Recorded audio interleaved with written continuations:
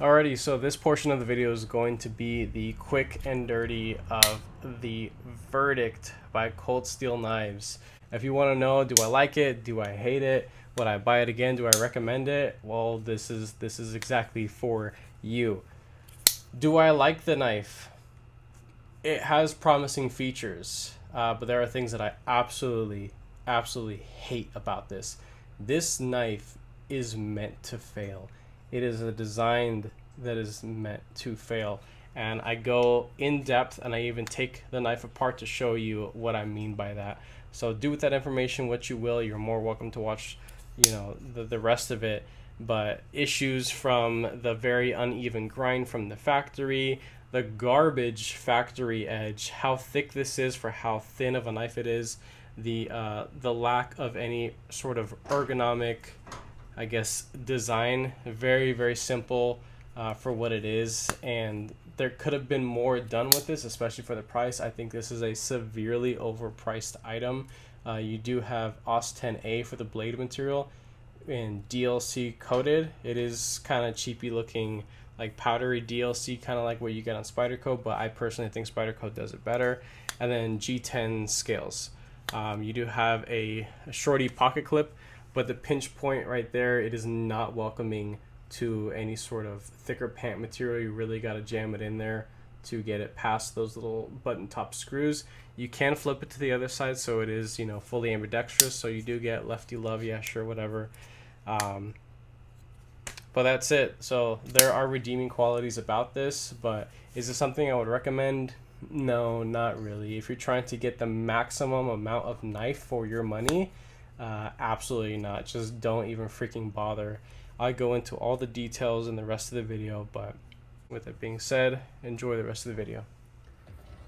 Hello everybody, hope you're having a wonderful day. Today I would like to share with you guys something that is honestly very frustrating. I can't find who exactly designed it. I can't really, this is just, I don't know. This is kind of a knife that was just a couple little inputs were put into an AI generator and it spat out this piece of shit. So there's good to say about this, but there's going to be plenty bad to say about it. So buckle up. Now, as you can see, this thing is a little dirty, so I'm going to go ahead and clean it up. If you like seeing your, knife tuber actually use, sharpen, take apart, do basic maintenance, if you like seeing and supporting people that actually use their shit, well, I'm your guy. And if you want to continue supporting somebody like me, you can go as far as joining my Patreon group. I will link it down below. You can see that I have two different tiers. I have a $5 and a $10 monthly subscription thing. And I have a plethora of services that you can utilize for your current or potential future collection needs. I will also post my Instagram below, where you can see the handful of different projects I've done in the past. So you can kind of see kind of like a little catalog of the work that I've done in the past. A lot of it is just passion driven stuff. For the money that I do earn from the Patreon, as well as what I earn off of YouTube and affiliate links and stuff like that, that is all funneled back into future giveaways and just more stuff for the channel. Let's get back into this freaking thing. So when I first got it, I was a little kind of, little unimpressed. After taking it apart, cleaning it, and actually carrying it, throwing it in the pocket, you know what? I was really digging this little thing. The asking price is just like, where do they come up with this number? And that's what I don't understand. And this is actually the premium version in OS 10A. Whoopee, OS 10A. OS 10A is obviously a budget steel. It has no place being in knives that are, like $150 and over. Honestly, like that's just my straight up opinion.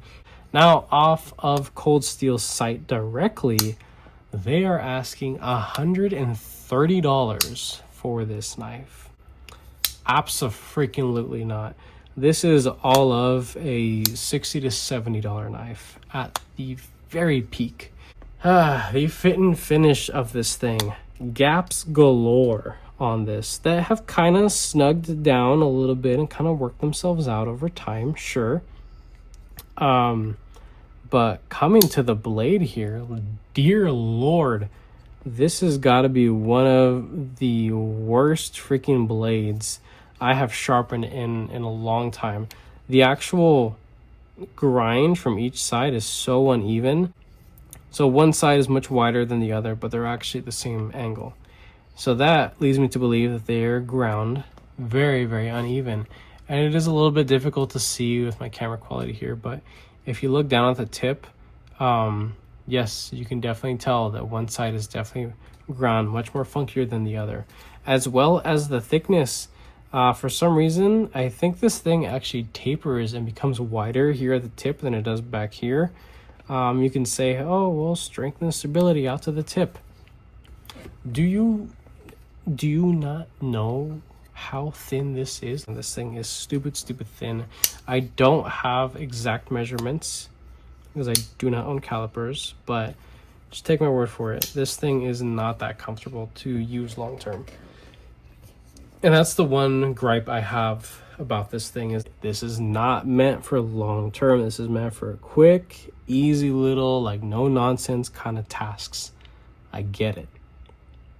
But why not put a shallow hollow on this? Put a shallow hollow on this. The cutting performance will go through the roof. You'll still have plenty of edge stability because it is OS X-A.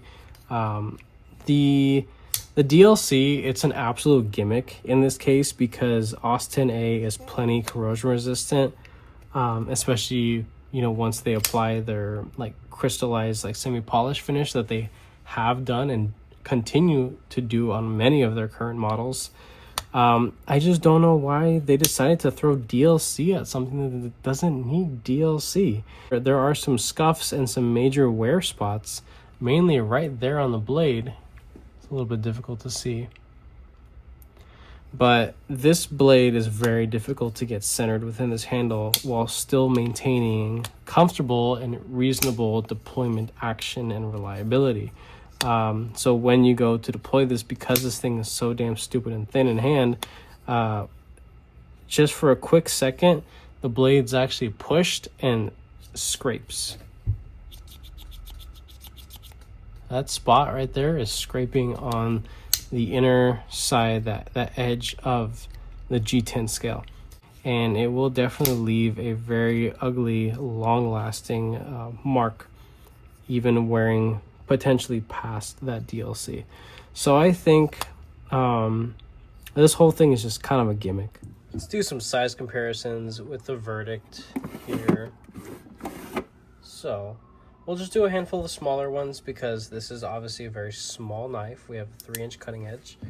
To start off, we have the Miguron Knives Vaker. It is damn near the same tip to tail. It is also another ultra lightweight design knife, but very big difference of stock thickness and behind the edge. This is super thin stock in comparison and very thin behind the edge. Here we have definitely a channel favorite. A lot of people love this knife. Native 5 Lightweight by Spyderco. It's actually a little bit shorter than the Verdict. It's pretty crazy.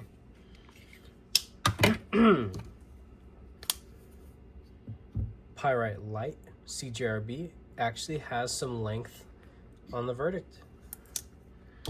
And last one, obviously a lot larger, the CMB Main Edge Predator. So hopefully that is enough for size comparisons.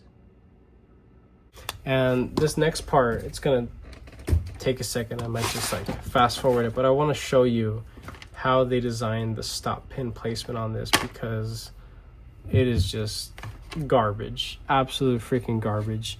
I'm very upset that that's what they thought was good. Check that out. Look at where the geniuses who designed this thought was a good place to put a stop pin. Wow, look at that. So you can see right there that the stop pin is actually right in that little notch right there. Being able to even cut in like a deeper sharpening choil is out of the question. If I do that, this would immediately smack into this FRN backspacer, or even potentially hit against this steel, the lock itself, or the triad lock. And I will forever dent and just fuck up my blade forever. So yeah, this is a failed design. This is a horrible design. This is a design that did not keep the end user long-term in mind. So ergonomics suck long-term. The blade sucks and doesn't make sense. Stop pin placement sucks and wasn't thought out at all. And I'm just saying things how they are. I have no reason to have anything out or for against ColdSteel or GSM or whoever, whatever, but this is bad. This is really, really bad. I'm not a happy customer.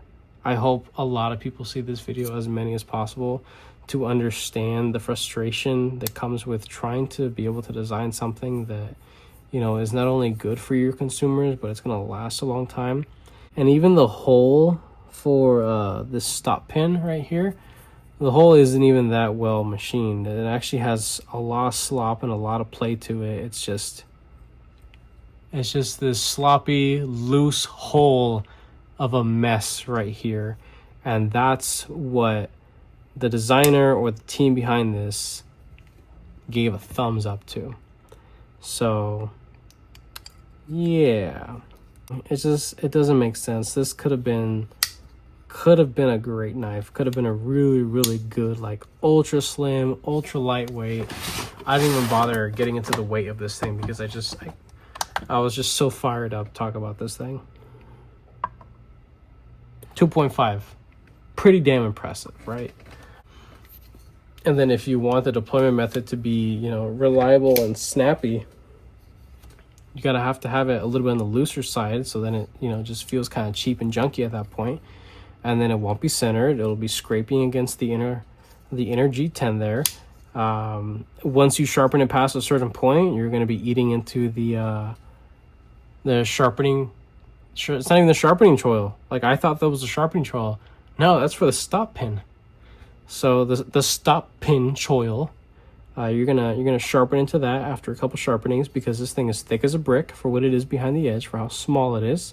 That's it. That's my my rage rant shit on video of the ColdSteel verdict.